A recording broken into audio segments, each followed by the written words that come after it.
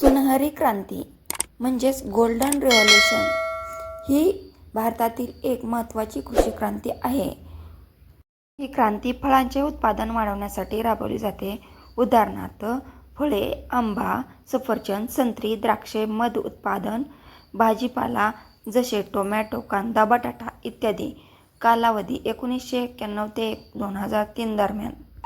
प्रेरक व्यक्ती श्री के.एल. चौधरी यांचा गोल्डन क्रांतीचे जनक म्हणून संबोधले जाते. सरकारची योजना नॅशनल व्हर्टिकल्चर मिशन आणि अन्न प्रक्रिया उद्योगांना चालना देणे, शेतकऱ्यांचे उत्पन्न वाढवणे, निर्यातीत चालना मिळवून देणे, पोषण मूल्य असलेले फळे व पालेभाज्या उत्पन्न वाढवणे. हरित क्रांती दूध उत्पादन, फळे आणि बागायती शेती, गहू आणि तांदूळ, मासे उत्पादन, तर फळे आणि बागायती शेती यावरती अवलंबून आहे. क्रांती भारतात फळपिके, व्हर्टिकल्चर म्हणजेच बागायती शेती, मध उत्पादन आणि भाजीपाला उत्पादन वाढवणे.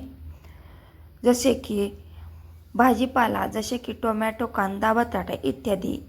प्रेरक व्यक्ती म्हणून सांगितलेले आहेत एल. चौधरी.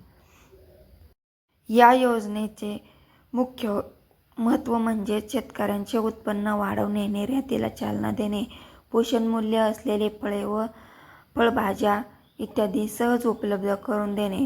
सुनहरी क्रांती उत्पन्नासंबंधित माहिती.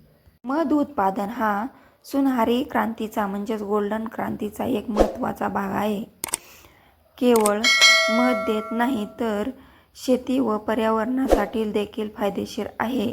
मध उत्पादनाचा हेतू पोषण मूल्य असलेले मध उत्पादन पदार्थ असून त्यात जीवनसत्वे, खनिजे व अँटीऑक्सिडंट असतात.